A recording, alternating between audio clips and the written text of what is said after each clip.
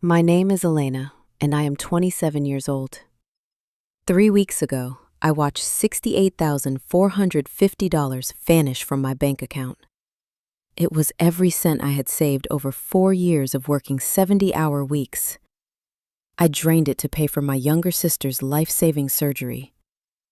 While the transfer was processing, I typed out an email declining a senior corporate auditor position at a top-tier firm in Chicago because my parents demanded I stay home to act as her unpaid nurse.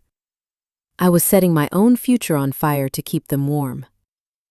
Then my phone buzzed. It was a text from my mother. She did not say thank you. She said, "Make sure the wire clears by noon and send me another $1,200 for her organic meal service right now." Before we get into exactly how I systematically dismantled their lives, please take a moment to subscribe to Sweet Karma Life. But only if this story truly resonates with you. And drop your age and location in the comments. I want to know who is watching right now. Now, let me take you back to that morning. The digital clock on my microwave flipped to 8:14. The apartment was dead quiet, except for the hum of the refrigerator. I sat at my kitchen island. The harsh blue light of my banking app illuminated the granite counter. Transfer successful. That text on the screen was not just a balance update. It was my relocation fund. It was my ticket out of a third-floor walk-up with a rattling radiator. I opened my laptop. My cursor hovered over the draft addressed to David, the hiring partner in Chicago. 7 months of interviews, grueling case studies, sleepless nights preparing. I typed the final sentence. Due to a family medical emergency, I must withdraw my acceptance. I took a breath. The metallic taste of old coffee lingered in my mouth. I did not click send yet. That is when my mother sent the text. Chloe is 24 years old. She is perpetually standing in the center of a crisis. This time, it was a rare neurological condition. The symptoms shifted depending on who she spoke to, but the solution was highly specific. An uninsured surgical procedure at a private clinic. My parents had framed it as a matter of life and death. They sat me down at their dining table 4 days earlier. My father did not look me in the eye. He just stared at his coffee cup while my mother slid a printed brochure across the wood. The clinic name, Swiss Medical Clinic LLC, was printed at the top. If I were at my desk in Chicago, the vague LLC designation would have immediately triggered a corporate background check. But I was not an auditor in that dining room. I was a daughter drowning in 27 years of conditioned guilt. When they looked at me with that manufactured desperation, my logic simply short-circuited. The blind spot they installed in my brain operated perfectly. They did not ask if I could help. They asked how fast I could liquidate my assets. I looked at my mother's new demand. Another $1,200 for macro-balanced meals. She said the doctors insisted Chloe could only process organic foods during recovery. I opened the payment app on my phone. I typed the amount. I hit send. Then I clicked back to my email draft. I closed my eyes and pressed send on the Chicago job. The career was gone. The accounts were empty. I had bought my sister a future, and it cost me mine. I stood up. I carried my mug to the sink. The kitchen felt smaller. The walls seemed closer. I needed to pack a bag for the drive to my parents' house. They expected me to sanitize the guest room linens and prepare the house for Chloe's return. I turned the faucet on. The cold water ran over my wrists. A sharp artificial chime broke the silence. It did not come from my phone. It came from the living room. I walked over to the television stand. In the bottom drawer, under a stack of old mail and tangled charging cables, lay an iPad. I bought it for Chloe 3 years ago. She complained the screen was too small and demanded a laptop instead. I tossed the tablet in a drawer and forgot it existed. It chimed again. I pulled the drawer open. The screen glowed in the shadows. A notification hung in the center of the glass. It was an email preview from an account I did not recognize, but the device was still synced to her cloud. I picked it up. My thumb rested on the home button. The screen unlocked. I did not know it yet, but what I was about to read would ensure I never spoke to my family again. The glowing glass of the discarded device cast a pale light across my living room wall. It was 11:30 at night. I had spent the past 3 hours packing my life into cardboard boxes, preparing to move back into my childhood bedroom to act as a full-time caregiver. I wiped a layer of dust from the screen. The machine was an older generation, sluggish and heavy in my hands. I pressed the home button. A banner notification sat dead center. It was an email confirmation from Emirates Airlines. I stared at the subject line. Your flight to Athens is confirmed. I did not have a flight to Athens. I tapped the banner. The mail application opened, loading a high-resolution document. 2 first-class tickets. The departure date was exactly 4 days from now. The passenger names were listed clearly in bold black text. Chloe Davis and her boyfriend Liam. My eyes dropped to the total charge, $14,200. The breath left my lungs. I swiped down, refreshing the inbox. Another message populated. This one originated from an exclusive hospitality group, a luxury villa reservation in Mykonos, Greece. $8,500 for 7 nights, ocean views, private infinity pool, champagne on arrival. The credit card ending in 4 digits matched the joint medical account where I had wired my life savings exactly 15 hours earlier. I did not drop the device. I did not scream. I did not throw my coffee mug against the wall. Instead, the room went entirely still. I reached into my pocket and pulled out my own mobile phone. I unlocked the screen and opened my settings. I navigated to the emergency contacts menu. For 27 years, Richard and Susan Davis occupied those 2 slots. I tapped the red minus icon next to my father's name. Delete. I tapped the icon next to my mother's name. Delete. The screen refreshed, leaving the emergency section completely blank. The heavy fog of familial guilt that had blinded my logic instantly evaporated. The panic faded, replaced by a cold, sharp clarity. The corporate auditor inside my brain finally woke up and clocked in. This betrayal was not an isolated incident. It was the culmination of a decade-long pattern.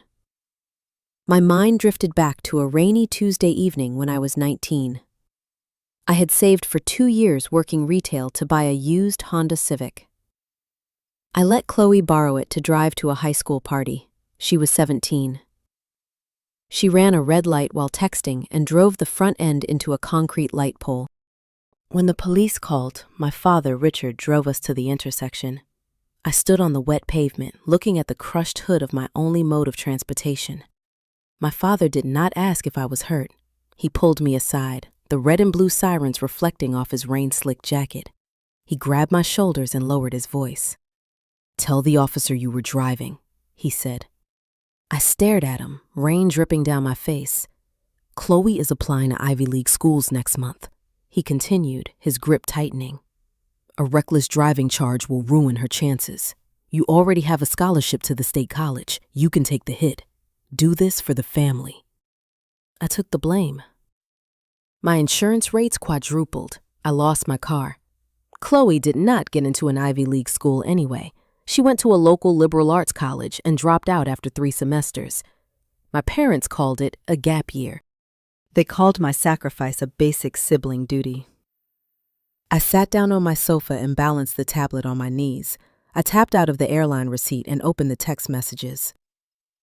Since the hardware was still tethered to her cloud account, every green and blue bubble populated in real time. I scrolled down to a conversation thread between my sister and my mother, Susan. The timestamps were from earlier that afternoon. Right around the time, my mother was demanding another $1,200 from me for organic post-surgery meals.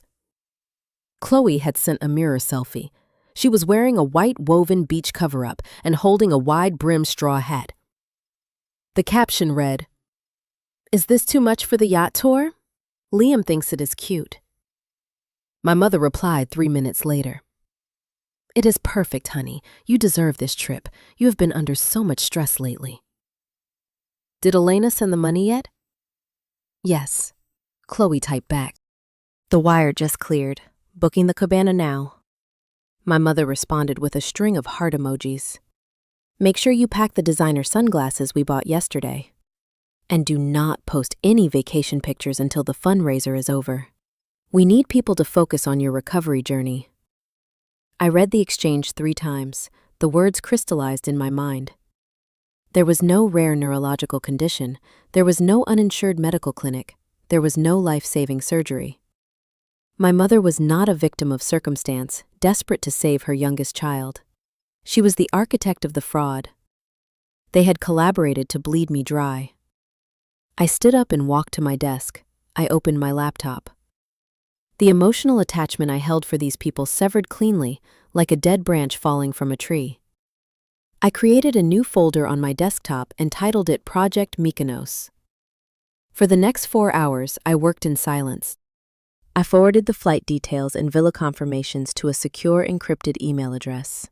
I took dozens of screenshots of the text message thread between Chloe and Susan, ensuring the phone numbers and timestamps were clearly visible. I logged into the joint medical bank account.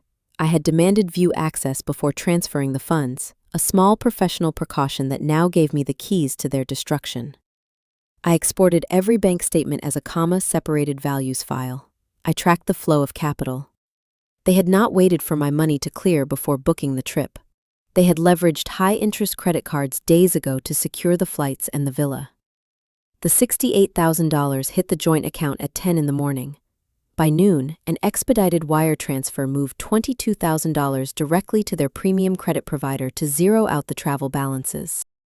Another $5,000 was withdrawn as a cashier's check, likely for a luxury shopping spree. I highlighted each fraudulent transaction, color-coding them in a master spreadsheet.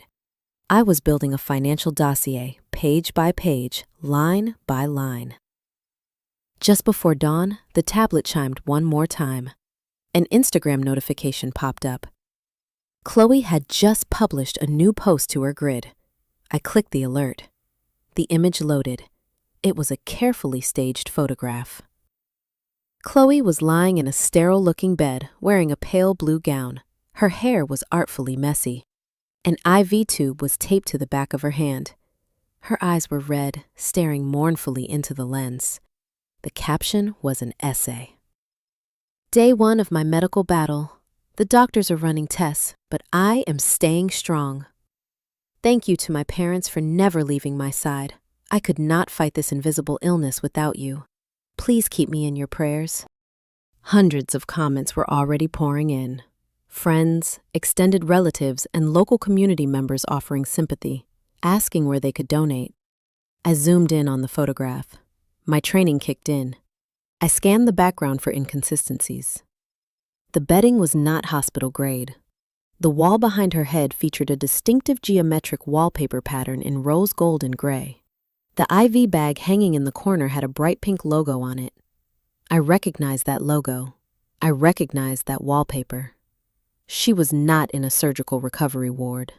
She was in a hydration room at a boutique med spa downtown. The same spa where a basic vitamin drip cost $200. She was faking a hospital stay while getting an intravenous beauty treatment before her international flight. I downloaded the photo and added it to the dossier. My lease was expiring in 2 days. I had given up my dream job in Chicago. I had no money, no apartment, and a family that viewed me as a walking automated teller machine. They thought they had backed me into a corner. They thought I would quietly pack my bags, move into their guest room, and scrub their floors while they sipped champagne on the Mediterranean. I closed the laptop. The sun was beginning to rise over the city skyline, casting long shadows across my living room. I needed to make a phone call. I needed my job back. The sun breached the horizon, casting a harsh glare across my laptop screen. I had not slept. The shock was gone, replaced by a cold mechanical focus. The corporate auditor was in control now. I opened a new browser window and logged into my professional database access portal. I needed to trace the initial $68,450. I started with the routing number associated with the Swiss Medical Clinic LLC. My mother had provided it on a clean, professional-looking letterhead 2 days prior. I ran the 9-digit code through a federal routing directory. The institution was not a specialized medical credit union or a private healthcare trust. It was a standard commercial bank branch located in a strip mall 3 towns over. I navigated to the state business search portal. I paid the $15 public records fee and queried the company name. The system processed the request and generated a downloadable document of the original articles of incorporation. I opened the file. The company was registered exactly 14 days ago. The stated purpose of the business was listed as General Wellness Consulting.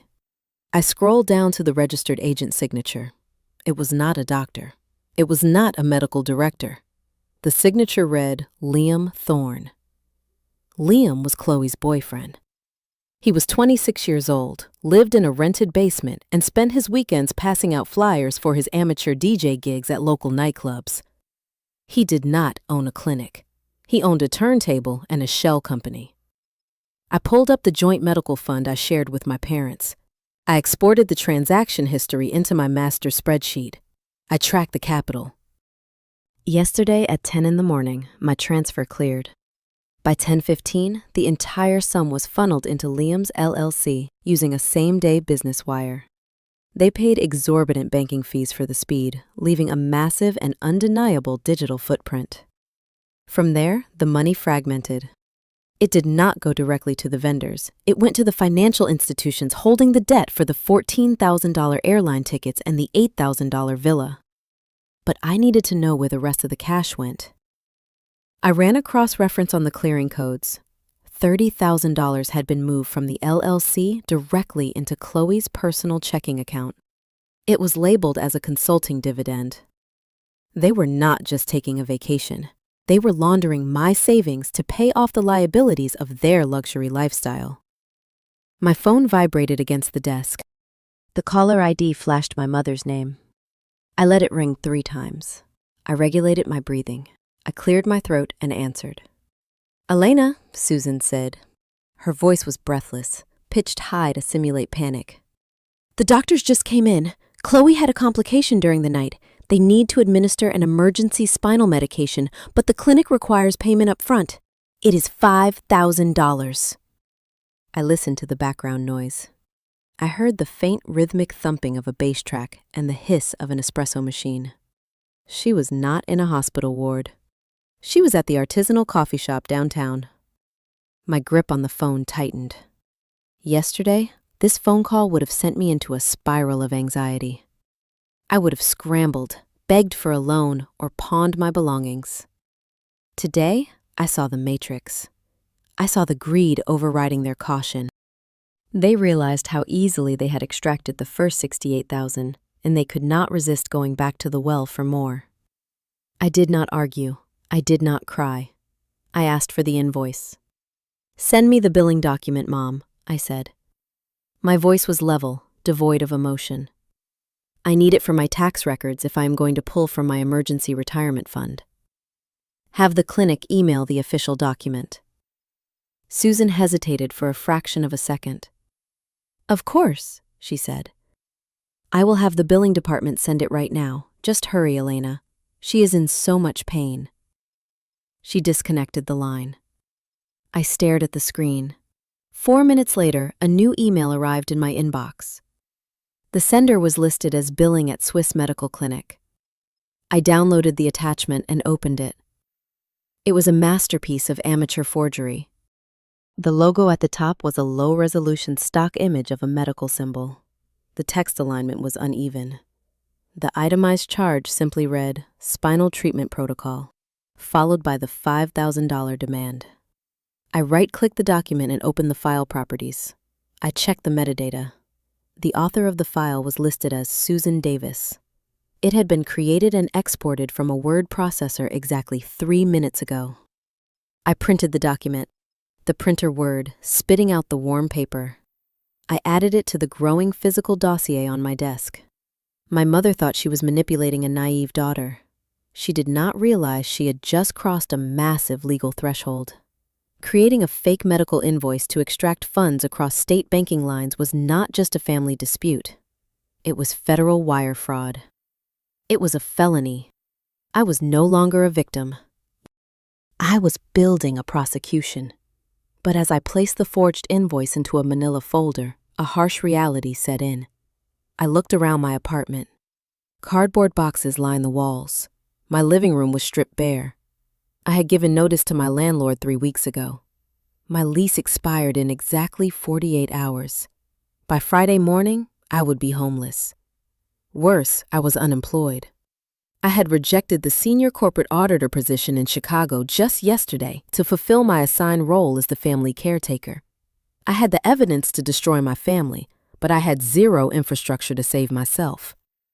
If I confronted them now, I would be doing it from a place of weakness. I would be sleeping in my car. I needed leverage. I needed my income. I needed that job back. I picked up my phone again. I scrolled past my mother's contact, past Chloe's number, and found the email thread with David, the hiring partner at the Chicago firm. I had sent the rejection email less than 24 hours ago. The corporate auditor and me calculated the odds. Begging would not work.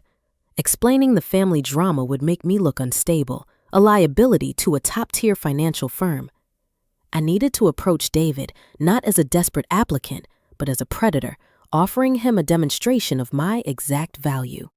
I zipped the manila folder into my leather briefcase. I booked a cheap, one-way standby ticket to O'Hare International Airport for that afternoon.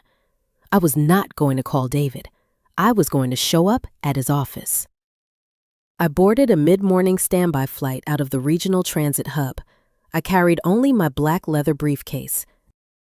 The cabin air felt stale, smelling of bitter coffee and recycled exhaust.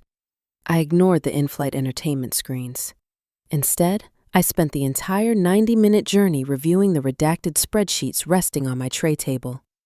I ensured every trace of my sister's identity and my parents' names were replaced with generic corporate designations. Subject A, Entity B, Shell Corporation C.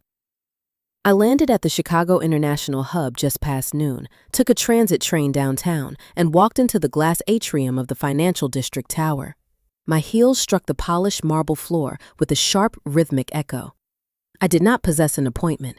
I approached the receptionist on the 42nd level, handed over my business card, and stated I was there to drop off supplementary portfolio materials for David, the managing partner.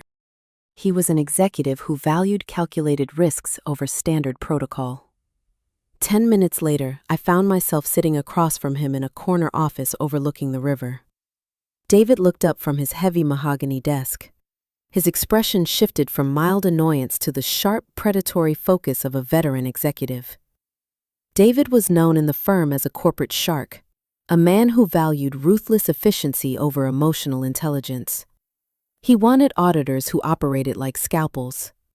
He brought up my withdrawal email from the previous day. I did not apologize. I did not offer a tragic narrative about my domestic situation. I simply opened my briefcase, extracted the manila folder, and placed it directly in the center of his blotter. I told him the withdrawal was premature, caused by a sudden complex financial anomaly requiring my immediate forensic intervention. I framed the entire situation as a proprietary case study. He opened the cover. For the next 20 minutes, I walked him through the precise architecture of a wire fraud scheme.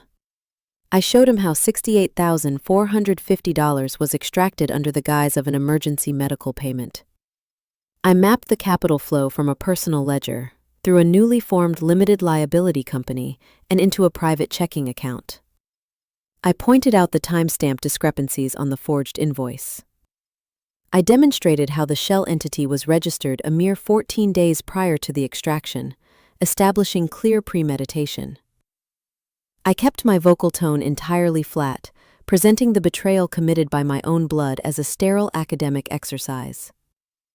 David stopped turning the pages. He looked at the fake invoice, then looked at my face. He did not see a victim. He saw a predator who had just hunted her own family to protect her bottom line. A slow, calculating smile spread across his face. He recognized the exact brand of corporate psychopathy he needed to protect his firm's assets. He asked how long it took me to uncover the embezzlement. I told him 4 hours. He closed the folder, slid it back across the desk, and made his decision. He did not merely reinstate my offer. He handed me a revised contract containing a $20,000 relocation bonus, effective in exactly 30 days. I walked out of that skyscraper with my career secured and a war chest to fund my upcoming maneuvers. By the time I landed back in my hometown that evening, the local social dynamics had shifted drastically. I unlocked my phone while waiting on the tarmac. Chloe had launched a new phase of her public campaign. She broadcast a live video from her bedroom, wearing a white silk robe and a delicate gold chain. She announced the Victory Over Illness charity gala. She stared directly into the camera lens, her eyes wide and glossy, declaring her intention to raise $100,000 for other young women suffering from invisible conditions. The arrogance was suffocating. She was leveraging the fabricated survival of a fabricated disease to extract even more capital from the community. Below the video broadcast, a digital link directed viewers to purchase tickets for $250 each. The funds would route directly into the shell company registered to her boyfriend. My mother was already active in the comments section, praising her youngest daughter's bravery. Susan had spent the entire afternoon booking the country club ballroom. She was arranging catered crab cakes, an open bar, and custom ice sculptures shaped like ascending doves. They were spending thousands of dollars on a lavish party to celebrate a scam, utilizing the very money they stole from me as their seed capital. As I unlocked the door to my empty apartment, my mobile device rang. The caller identification displayed my father's name. Richard had a distinct method for handling conflict. He avoided it until my mother commanded him to act, and then he delivered her ultimatums disguised as his own paternal wisdom. I answered the call. He cleared his throat. He stated they were incredibly busy planning the fundraiser and that Chloe was feeling highly fragile. Then he delivered the true message. He told me it would be best if I did not attend the gala event. He claimed my recent stress regarding my employment situation was creating a negative aura, and Chloe needed a strictly positive environment for her ongoing healing journey. I listened to the man who forced me to take the blame for a wrecked vehicle 8 years ago, now telling me I was barred from a party funded by my stolen life savings. He wanted me out of sight, safely tucked away in the shadows where I could not ruin the aesthetic of their manufactured triumph. I told him I understood his perspective completely. I promised I would not cause a scene at his front door. I disconnected the line. I walked into my bedroom. The moonlight spilled across the bare floorboards. My father thought excluding me would keep their secret safe. He did not realize he had just provided me with the perfect blind spot. I sat down at my laptop computer. I navigated to the Gala ticketing website. I did not use my legal name. I registered a purchase under the alias Victoria Vance, representing a fictional corporate sponsor. I paid the $250 using the new corporate credit card David had expedited for my relocation expenses. The digital ticket arrived in my inbox a few seconds later. Then I opened a designer boutique website. If I was going to crash a high society charity fraud, I was not going to do it wearing my standard gray auditing suit. I browsed the evening wear section. I found a floor-length silk gown in a deep commanding emerald green. It cost $400. I ordered the garment with overnight shipping. I printed my entry pass, folded the paper neatly, and placed it inside my briefcase right next to the financial dossiers. The trap was fully primed. They wanted a captive audience. I was preparing to give them a reckoning. The rhythm of the laser printer dictated the pace of the morning. It sat on my cleared dining table, ejecting page after page with a mechanical, relentless hum. The apartment smelled of heated paper and fresh black toner. I was constructing 50 identical copies of a high-stakes financial autopsy. I worked with the clinical precision of a surgeon prepping a sterile operating room. 50 heavy-duty black presentation folders, 300 custom dividers. I categorized the evidence into distinct color-coded sections. Red tabs indicated the flow of stolen capital. Under those tabs sat the bank routing numbers, the shell company registration documents, and the official wire transfer receipts. Yellow tabs housed the medical fabrications. That section contained the forged clinic invoice, the digital metadata proving my mother authored the document on her home computer, and cross-referenced geographical maps showing the supposed medical facility was actually a vacant strip mall storefront. Blue tabs held the digital confession, the text message threads between Susan and Chloe discussing the fraud, the airline ticket confirmations, the luxury Greek villa booking receipt. I snapped the metal rings of the final binders shut. The sharp crack echoed in the empty room. I moved to my laptop. Next to the keyboard sat a bulk box of identical steel flash drives. I formatted each one individually. I loaded the exported audio files of my mother demanding the money. I added the high-resolution photographs from the sync tablet. I included the comma-separated value spreadsheets detailing the exact path of the money laundering. As each drive finished transferring the payload, I pulled it from the port with a sharp click and slid it into the front pocket of a corresponding binder. These were not just informational packets. They were weapons of mass reputation destruction. My phone vibrated against the wood of the kitchen counter. I walked over and illuminated the screen. It was a message from Susan. "Do not try to call us today," she wrote. "We are at the venue setting up the floral arrangements. Chloe needs to conserve her energy for her speech tonight. Make sure you get your shift covered at work." I read the glowing text. My parents genuinely believed I was sitting in a gray cubicle, quietly accepting my exile while they spent my life savings on custom ice sculptures and champagne. I did not type a reply. I locked the screen and slid the device into my pocket. The physical erasure of my life took 6 straight hours. I had rented a 16-foot box truck at dawn. It sat parked illegally in the loading zone outside my building. I did not hire a moving crew. I carried the cardboard boxes down 3 flights of concrete stairs by myself. The physical labor was deeply grounding. With every step, the phantom weight of my family's endless expectations began to lift. I loaded the mattress, the dismantled bed frame, the kitchenware. The packing tape ripped from the plastic dispenser with a harsh, tearing noise, sealing away 5 years of a life I was permanently leaving behind. By late afternoon, the apartment was completely stripped. Only 2 items remained on the bare living room floor. My leather briefcase, bulging with the 50 dossiers, and a single open cardboard box. I stood in the center of the room and looked into that final carton. Resting on top of a stack of folded winter sweaters was a silver-framed photograph. It was taken at a Thanksgiving dinner 5 years ago. I reached down and picked it up. The glass was cold against my fingers. I studied the faces trapped behind the metal frame. Richard was looking slightly off camera, his posture rigid and distant. Susan had her hand draped heavily over Chloe's shoulder, securing the golden child firmly in the center of the composition. I was standing in the background, slightly out of focus, holding a heavy serving platter. I had spent my entire adult life trying to step into the foreground of that picture. I had paid their debts. I had managed their self-inflicted crises. I had sacrificed my own career ambitions, all for the distant hope that one day they would look at me the way they looked at her. Staring at the glossy paper, the grand illusion finally shattered. I realized I was mourning parents I never actually possessed. The people smiling in this frame were parasites wearing the masks of family members. I was not cutting them off. I was excising a tumor. I dropped the silver frame back into the box.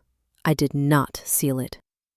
I walked into the kitchen, pulled my apartment keys off my ring, and placed them gently on the granite island. The metal clinked against the cold stone. I walked out the front door and let the deadbolts snap shut behind me. I drove the moving truck across the city. The sky began to darken, bleeding from bruised purple into a deep charcoal black. I navigated away from my neighborhood, steering the heavy vehicle toward the upscale hotel district downtown. I parked the truck in a long-term commercial lot 3 blocks away from the Four Seasons venue. The asphalt lot was desolate, illuminated by a single flickering sodium lamp. I had retained 1 small garment bag in the cab of the truck. I climbed into the back cargo area, pulling the rolling metal door down to shield myself from the street level. The enclosed space smelled of dry dust and thick moving blankets. I unzipped the nylon bag. Inside hung the emerald green silk dress. I stripped off my sweat-soaked clothes in the shadows. The silk slid over my skin, cold and heavy. I fastened the back zipper. I pulled a small compact mirror from my purse and clicked on the battery-powered ring light. I pinned my hair back into a severe, elegant twist. I applied a sharp, precise stroke of dark lipstick. I looked into the small glass reflection. The exhausted, compliant scapegoat was entirely gone. The woman staring back was a forensic auditor dressed for an execution. I requested a premium black car service from my phone. I waited at the edge of the chain-link fence. The polished luxury vehicle pulled up to the curb 5 minutes later. I climbed into the back seat, placing the heavy leather briefcase securely across my lap. The driver merged seamlessly into the downtown traffic. We drove through the financial sector. The streetlights rhythmically swept across the dark leather interior of the car. My heart rate remained perfectly steady. The adrenaline hummed in my veins, sharp and highly focused. The vehicle rounded a sweeping corner and the destination materialized. The Four Seasons Hotel dominated the entire city block. The architecture was imposing, illuminated by upward-facing spotlights that carved the limestone pillars out of the night sky. Exotic European sports cars lined the circular valet lane. Men in tailored tuxedos and women in sweeping designer gowns milled around the entrance, their laughter carrying over the sound of idling engines. Through the massive 2-story glass doors, I could see the golden glow of the main ballroom. I could hear the faint, rhythmic bass of a string quartet playing contemporary classical arrangements. The driver pulled the vehicle smoothly to a halt directly in front of the red carpet. I unclasped my purse and handed him a folded $50 bill. I gripped the reinforced handle of my briefcase. I stepped out onto the pavement. The crisp evening air hit my face. The anticipation hung heavy and electric in the atmosphere. The trap was perfectly set. Now I just needed to walk inside. The heavy glass doors of the Four Seasons Hotel parted silently as I approached. I stepped into the sprawling lobby. The air conditioning was sharp against my skin, carrying the distinct scent of polished marble and expensive lilies. I walked past the mahogany concierge desk toward the grand ballroom. A thick velvet rope corralled arriving guests toward a pair of towering double doors. An usher in a tailored dark suit stood at the entrance holding a digital scanning device. I handed him my mobile phone.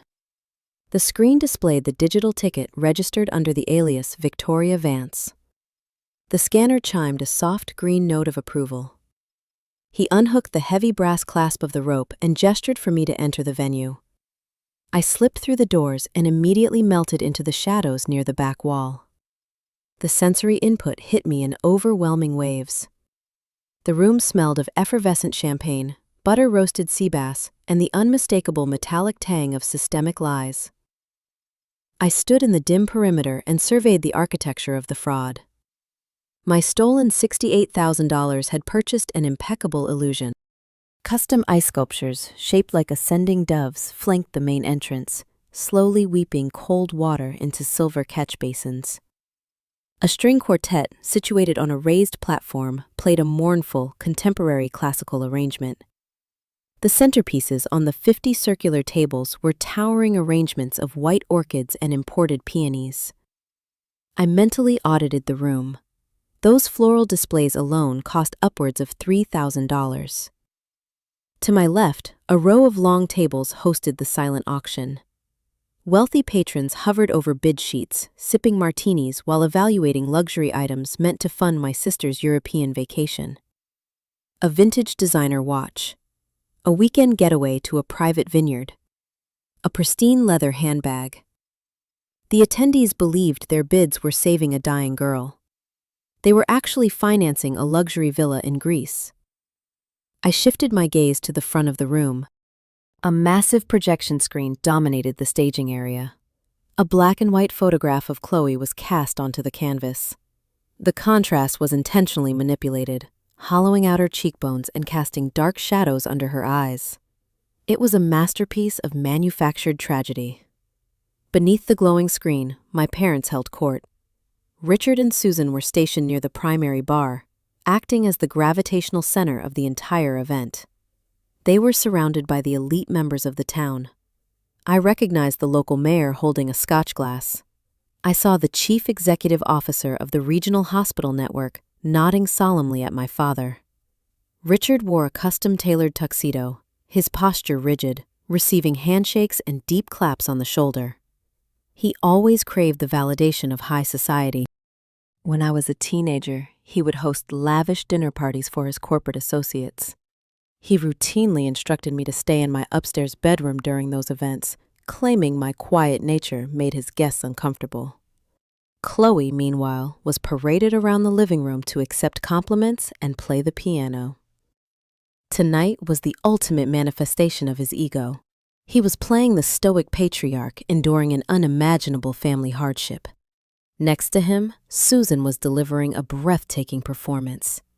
She held a pale blue silk handkerchief, pressing it delicately against the corners of her eyes.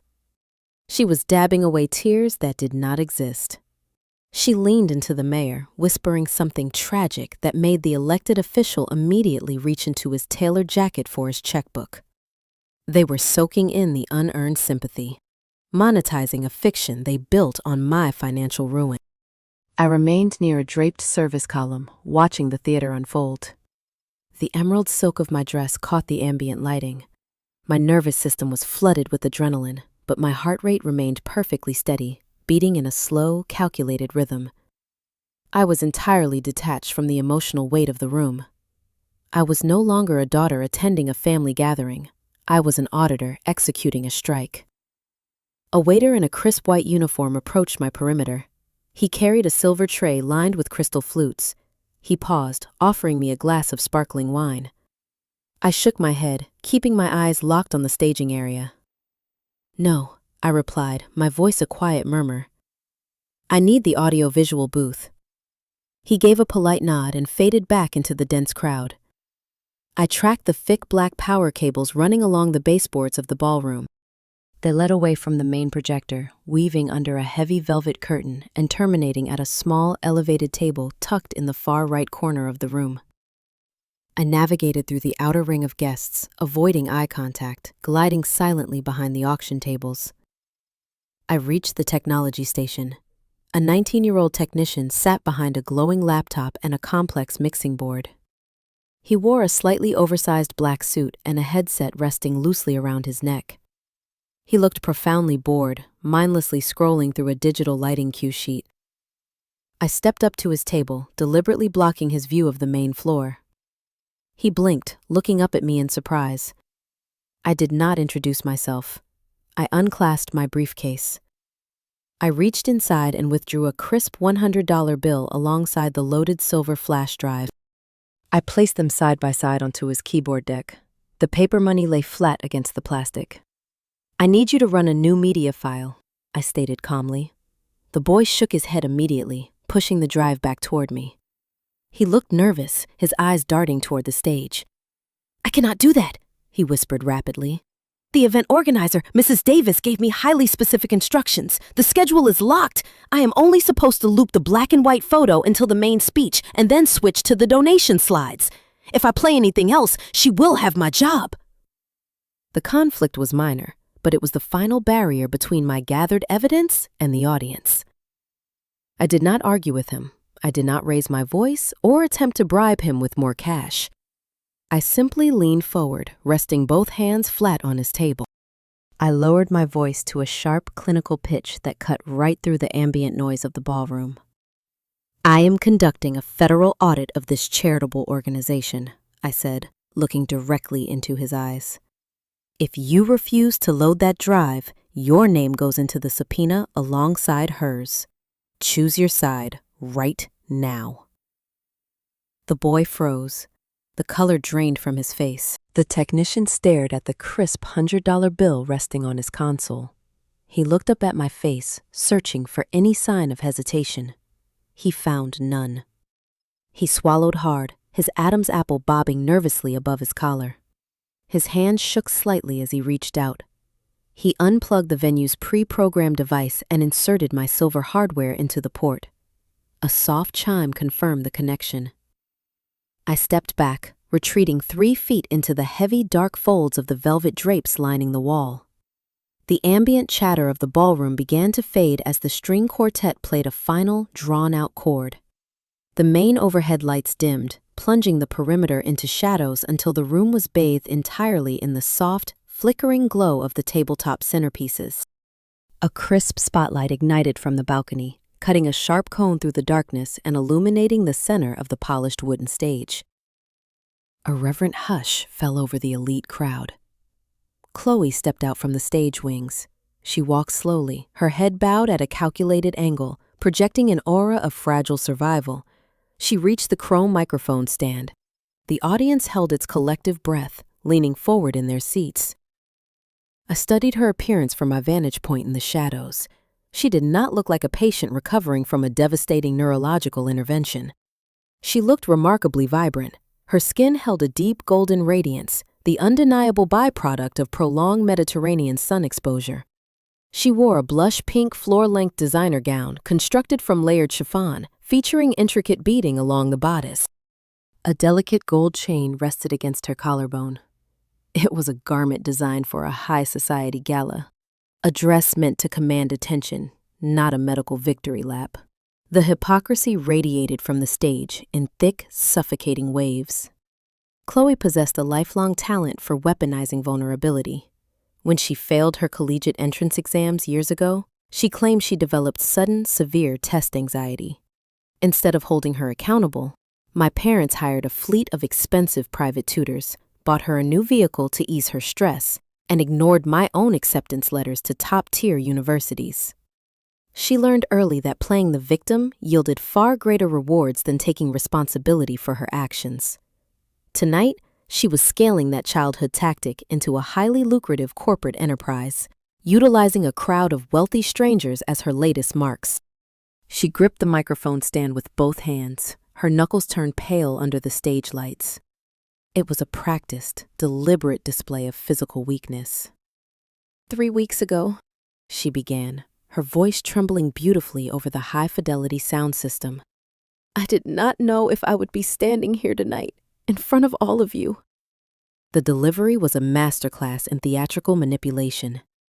She paused for 3 seconds, allowing the heavy silence to stretch across the vast room.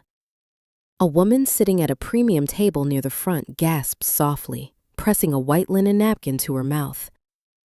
Chloe blinked rapidly, letting a single perfectly timed tear slip down her cheek. The bright spotlight caught the moisture, making it glisten visibly for the crowd. She continued her monologue, weaving a narrative composed entirely of fiction. She described agonizing nights lying in a sterile clinic bed, doctors shaking their heads in defeat, and the crushing fear of facing a terminal diagnosis at 24 years old. The audience remained captivated. The clinking of silverware against porcelain ceased entirely. I watched the regional hospital executive lean forward in his chair, deeply moved by her fabricated struggle. Then the pivot occurred. Chloe looked down at the primary VIP table located directly beneath the stage. She directed her gaze straight at Richard and Susan. I want to thank the 2 people who refused to let me fade into the dark, she said, her voice breaking on cue. My parents, they sacrificed their own security. They liquidated their savings to fund my miracle when the insurance companies turned their backs on me. I stood motionless in the dark perimeter, my jaw locked tight. My teeth ground against each other, the muscles in my neck pulling taut. She did not mention a sister. My name never crossed her lips. The $68,450 I bled to provide was magically transformed into my parents' heroic devotion. I was erased entirely from the narrative of my own financial ruin. Yet this erasure provided a strange, cold comfort. It was the final, undeniable confirmation I needed to execute my plan without a single ounce of regret or hesitation. Chloe shifted her posture. The tearful, battered survivor transitioned seamlessly into a polished, philanthropic fundraiser. She gestured gracefully toward the floral centerpieces on the 50 circular tables. On every table, you will find a small silver card bearing a digital scanning code. She instructed the room, her voice gaining strength. These link directly to the Victory Over Illness Foundation. My new charity. Every dollar you contribute tonight goes straight to young women fighting invisible wars without the critical resources they need to survive. I watched the mechanics of the scam operate in real time.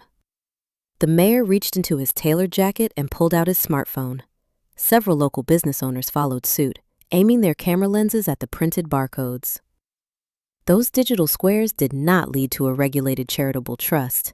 They routed directly into the checking account managed by Liam, her aspiring disc jockey boyfriend.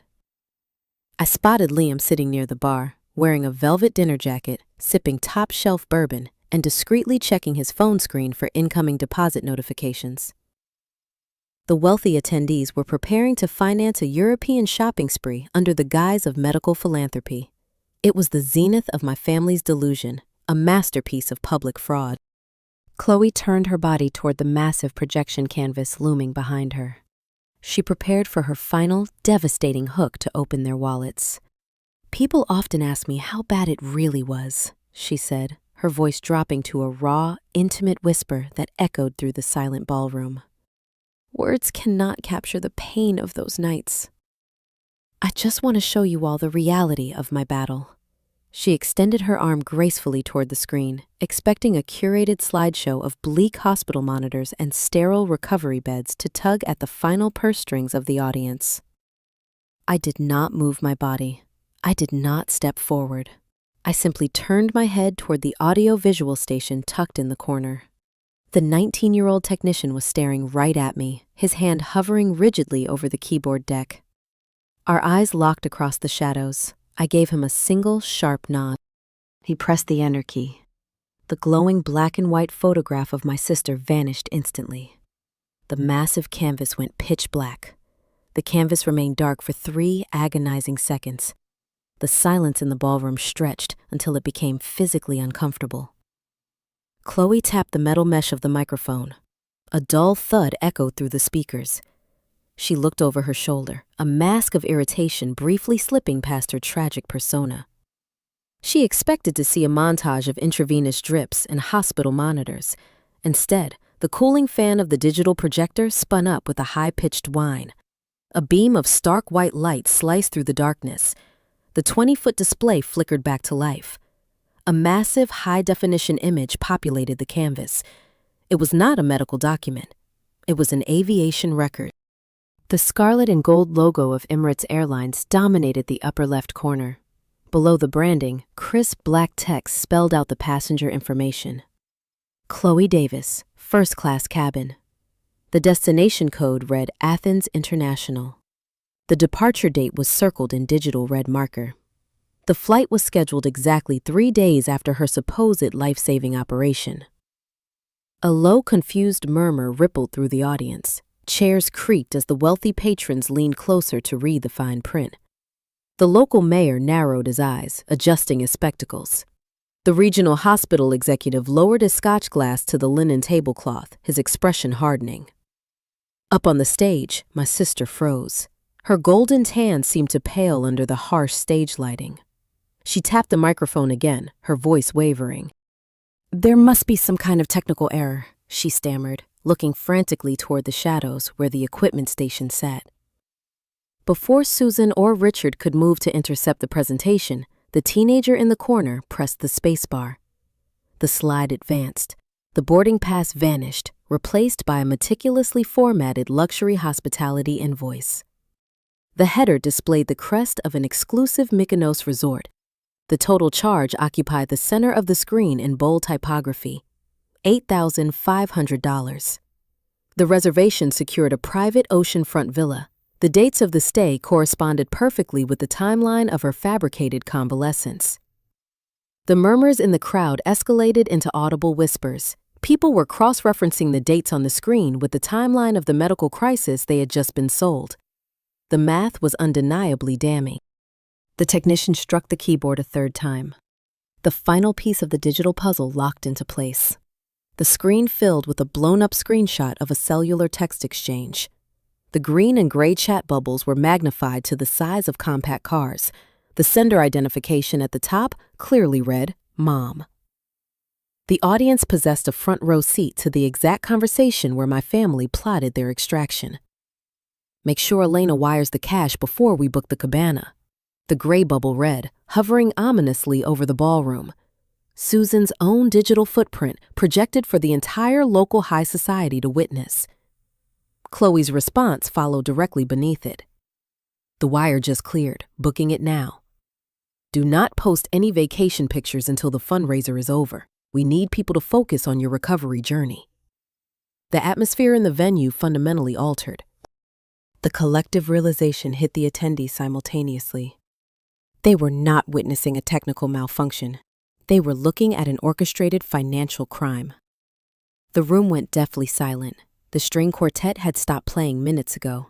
The only sound remaining was the sharp, distinct clinking of ice cubes shifting against crystal glasses, as hands began to tremble with rising anger.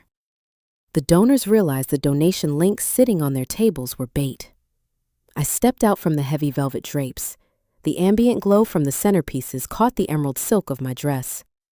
I did not rush. I walked slowly down the central aisle, bisecting the sea of circular tables. The hardwood floor offered a perfect acoustic surface.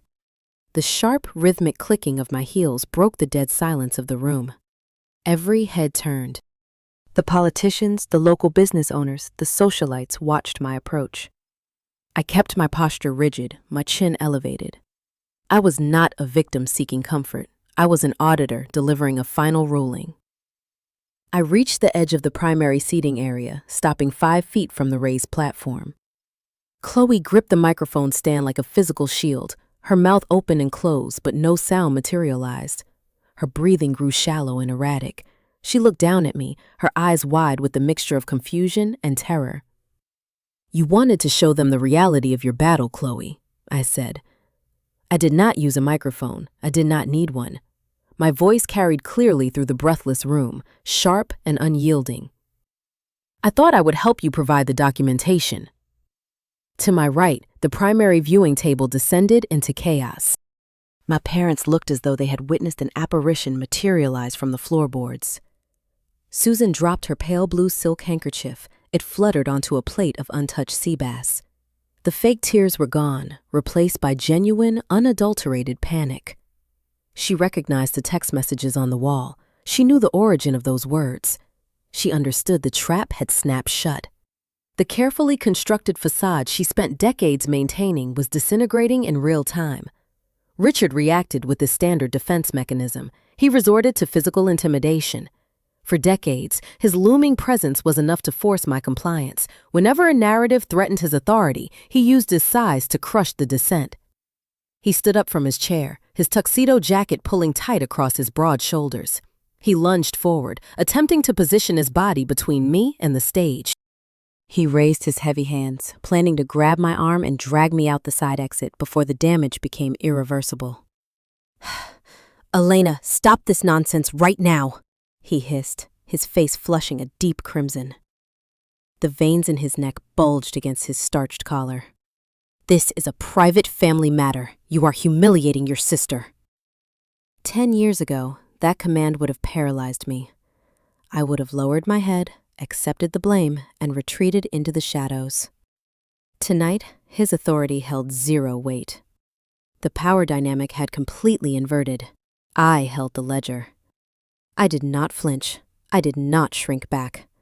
I simply adjusted my trajectory, stepping neatly around his outstretched arm with the fluid grace of a matador avoiding a clumsy, predictable charge. His hand grasped empty air.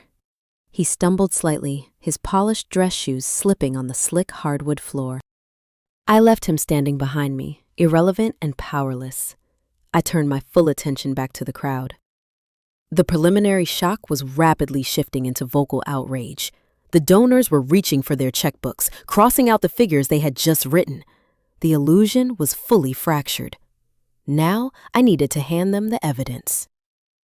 The heavy leather of my briefcase rested on the nearest vacant table. I unlatched the brass clasps. The metallic snap echoed sharply in the silent room. I reached inside and withdrew the first stack of heavy black presentation folders. The 50 color-coded dossiers were perfectly assembled, waiting to perform their function. I did not raise my voice. I did not need to shout over the murmurs. I spoke with the terrifying calm of a forensic auditor presenting a terminal balance sheet to a corrupt board of directors. I stepped toward the primary VIP seating arrangement. The local mayor sat frozen, his smartphone still gripped in his right hand. I placed a thick binder directly onto his porcelain dinner plate, right on top of his untouched appetizer. "Open it to the red tab," I instructed him, my tone conversational but commanding. I moved to the next chair. I handed a second dossier to the regional hospital chief executive, then another to a prominent real estate developer. I systematically distributed the hard copy evidence to the most influential donors in the room. The rustle of heavy cardstock and turning pages began to replace the tense silence. 3 weeks ago, I drained $68,450 from my life savings to save my sister's life. I announced to the crowd. My voice carried cleanly across the vast space. Yesterday, I discovered she used it to fund a luxury vacation. Up on the stage, the facade violently cracked. Chloe gripped her chest, her breathing accelerating into a rapid, theatrical hyperventilation. She pointed a trembling finger down at me. "Do not listen to her!" she shrieked, her voice echoing painfully through the amplification system. "She is lying! She is mentally ill! She has always been jealous of me! She forged those pictures!" It was a predictable defense mechanism. Susan had spent decades laying this exact groundwork. Whenever a conflict arose during our childhood, my mother preemptively controlled the narrative by questioning my stability. If I complained that Chloe ruined my belongings, Susan told the extended relatives I was prone to hysterical fits. If I provided proof of a lie, I was labeled paranoid and vindictive. They relied on the assumption that a wealthy, respectable audience would automatically believe a crying girl over a stoic accuser. Susan rushed across the platform, her heels clicking frantically. She wrapped her arms around Chloe in a desperate show of maternal protection. She lunged toward the microphone stand, grabbing the metal stem. "Please forgive my eldest daughter," Susan pleaded into the microphone, her voice thick with manufactured grief. "She is unwell. We have tried to get her psychiatric help for years. The stress of Chloe's illness has caused a complete mental break. Security will escort her out momentarily. The performance might have worked if the room was empty-handed, but the audience was already reading." I turned my attention back to the mayor. He was staring at the third page of the binder. "Look at the yellow tab, Mr. Mayor," I said, ignoring my mother's frantic broadcast entirely. "You will find a forged medical invoice demanding $5,000 for emergency spinal medication. The metadata on the following page proves that document was created on a residential laptop registered to Susan Davis exactly 3 minutes before it was emailed to me." The hospital executive flipped to the designated section. His eyes widened as he processed the amateur forgery. He recognized the Fate Clinic logo. He knew the billing codes were fabricated. "Now turn to the blue tab," I continued, pacing slowly along the edge of the tables. "That section details the corporate architecture of the charity you were all just asked to fund. The Victory Over Illness Foundation is not a registered nonprofit. It is a limited liability shell company incorporated 14 days ago. The sole proprietor is Liam Thorne, the young man currently sitting at the bar wearing a velvet jacket." A collective gasp rippled through the attendees. Dozens of heads snapped toward the bar area. Liam, realizing his exposure, slowly lowered his bourbon glass to the counter. He took one step backward, testing the distance to the side exit, his face drained of all color. The clinical dismantling was far more effective than any emotional outburst. Anger can be dismissed as temporary insanity. Data is undeniable. I detailed the wire fraud statutes they had violated. I explained the exact mechanism of laundering stolen capital across state banking lines. I laid out the timeline of the Greek villa reservation, proving the premeditation of their extraction. The wealthy patrons did not care about family drama, but they cared deeply about their own money. The realization that they were being actively scammed for charitable donations triggered a swift and brutal backlash. The sympathy that filled the ballroom 10 minutes ago curdled into immediate outrage. A prominent local business owner stood up from his chair. He reached into his jacket, retrieved the checkbook he had just utilized, and ripped the top page out with a sharp tearing sound. He crumpled the paper into a tight ball and tossed it onto the stage. It bounced off the polished wood and landed near my mother's feet. "I want my previous donations refunded by tomorrow morning," the hospital executive stated, his voice hard and uncompromising. He slammed the black binder shut. "Or my legal team will contact the district attorney before noon." The golden illusion shattered completely. The room erupted into a chaotic chorus of demands. Chairs scraped against the floorboards as patrons stood up in protest. People were pulling out their phones to cancel the digital transfers they had processed moments earlier. The string quartet members quietly packed their instruments and slipped out the back service door. On the stage, Chloe collapsed to her knees. The designer pink gown pulled around her on the floor. She buried her face in her hands, her sobs no longer theatrical, but born of genuine terror. The consequences were finally arriving, and they were devastating. Susan stood frozen in the wreckage of her social empire. The high society validation she craved more than anything else was gone forever, replaced by public disgust. She looked down at me, her face pale, her jaw trembling. "How could you do this to your own family?" she hissed, discarding the microphone.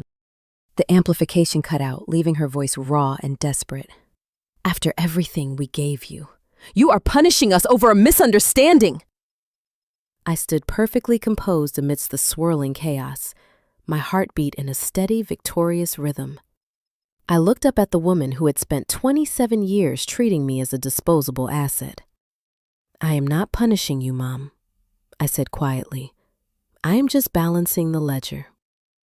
I did not wait for a response. I did not need to witness their tears or listen to their hollow apologies. The transaction was complete. The debt was settled. I turned my back on the stage. I gripped the handle of my empty briefcase. I walked back down the center aisle, moving through the angry crowd. The attendees parted for me, offering a clear path toward the towering glass doors. I stepped out of the main ballroom and entered the cool, quiet marble expanse of the hotel lobby. The tension inside the venue was reaching a boiling point, but the true reckoning had not yet arrived. As I walked toward the front entrance, preparing to disappear into the night, the heavy revolving doors at the end of the corridor began to spin. A new group of arrivals was stepping into the building, and they were not wearing tuxedos. The polished marble beneath my shoes offered a cool, solid surface. I left the screaming ballroom behind. The heavy double doors swung shut, cutting off the chaotic symphony of angry donors and my mother's desperate pleas. The lobby was vast, serene, and illuminated by tiered crystal chandeliers. My breath settled into a steady, rhythmic cadence. The adrenaline that had propelled me through the confrontation began to recede, leaving behind a profound sense of clarity. As I approached the grand exit, a subtle shift in the atmosphere occurred. The glass revolving portals at the front of the building spun rapidly. 3 figures stepped into the quiet foyer, moving with coordinated, practiced purpose. They did not look like gala attendees. They wore unremarkable dark suits. Their posture was rigid, their expressions completely devoid of emotion. 2 men and 1 woman. Their jackets hung slightly loose, deliberately tailored to conceal the service weapons holstered at their hips. Flanking them were 4 uniformed municipal police officers, their radios crackling with low intermittent static. They walked directly past me. We did not exchange a glance. Their focus was locked entirely on the entrance to the ballroom I had just exited. I recognized the bold yellow lettering on the navy windbreakers worn by the plainclothes agents. They belonged to the Federal Bureau of Investigation, working in tandem with the local municipal police department. My parents believed my ultimate retaliation was exposing their lies to the local elite. They severely underestimated the scope of my audit. Printing 50 presentation folders was merely the theatrical portion of my strategy. The true execution occurred 3 days prior, sitting at my kitchen island. I had compiled the digital metadata, the forged medical invoices, and the routing numbers from the fraudulent corporation. I packaged those files into a secure encrypted drive and delivered them directly to the local police cyber division and the regional field office of the FBI. Because the fraud crossed state banking lines and involved the active, ongoing public solicitation of funds at the Gala, the federal response was aggressively expedited. They were not just investigating a past financial crime. They were moving in to shut down an active extortion ring. My mother made a critical logistical error when she decided to solicit funds using digital payment links. When those wealthy patrons transferred money from their smartphones, the capital routed through servers located outside our home state. That geographic transition elevated a simple local scam into interstate wire fraud. Combined with the fabricated billing documents designed to extract my personal savings, the threshold for federal jurisdiction was easily cleared. I paused near a towering potted palm and turned my head slightly, observing the procession. The agents reached the velvet rope. The usher did not ask for their tickets. He took one look at the silver badges flashing in the ambient light and stepped aside, his hands raised in a gesture of immediate compliance. The heavy doors pushed open. The ballroom possessed only 2 viable exits. The primary double doors, now occupied by federal law enforcement, and the rear catering corridor, which I knew was currently blocked by the venue's staff preparing the dessert service. My family was physically trapped in a room filled with the very people they had just defrauded. The angry mob of investors was about to be replaced by sworn agents executing a formal investigation. I did not linger to watch the arrests. I felt no desire to see my father placed in handcuffs or witness my sister weeping as her designer gown was searched. The cinematic climax was unnecessary. The mathematical certainty of their ruin was satisfaction enough. I turned away from the unfolding raid and pushed through the revolving glass doors. The crisp night air hit my face, smelling of damp asphalt and distant rain. My requested black car idled near the curb, the hazard lights blinking in a slow, rhythmic amber pulse. I climbed into the leather interior, settling into the rear seat. "Drive," I instructed the chauffeur. The vehicle merged smoothly into the downtown traffic, carrying me away from the hotel. We navigated through the financial district, the neon signs reflecting off the tinted windows. 10 minutes later, the car pulled into the desolate commercial lot where my rented box truck waited. I paid the driver, adding a substantial gratuity, and stepped out onto the cracked pavement. I unlocked the rear cargo door of the truck and climbed inside the dark cavern. Using the faint glow of my cellular screen, I unzipped the emerald silk dress, letting it fall away. I pulled on a pair of faded denim jeans and a simple gray sweater. I folded the expensive gown carefully, storing it as a permanent trophy of my victory. I climbed into the driver's cabin and inserted the ignition key. The heavy diesel engine roared to life, vibrating through the steering column. I engaged the transmission and steered the cumbersome vehicle out of the lot, merging onto the northbound interstate. The city skyline shrank in the rearview mirror, eventually vanishing into the dark horizon. The road ahead was empty, illuminated only by the sweeping beams of my headlights. For the first time in 27 years, I was completely unburdened. The phantom weight of their expectations, their debts, and their endless manufactured crises evaporated into the night air. 6 months have passed since that evening. I am currently standing by the floor-to-ceiling glass of my Chicago office, watching the sunset bleed into the steel horizon of Lake Michigan. My title is Senior Corporate Auditor. My bank accounts are fully replenished, and my luxury high-rise apartment feels like an earned sanctuary. The fallout back in my hometown played out exactly as the data predicted. The federal authorities froze the shell company accounts immediately.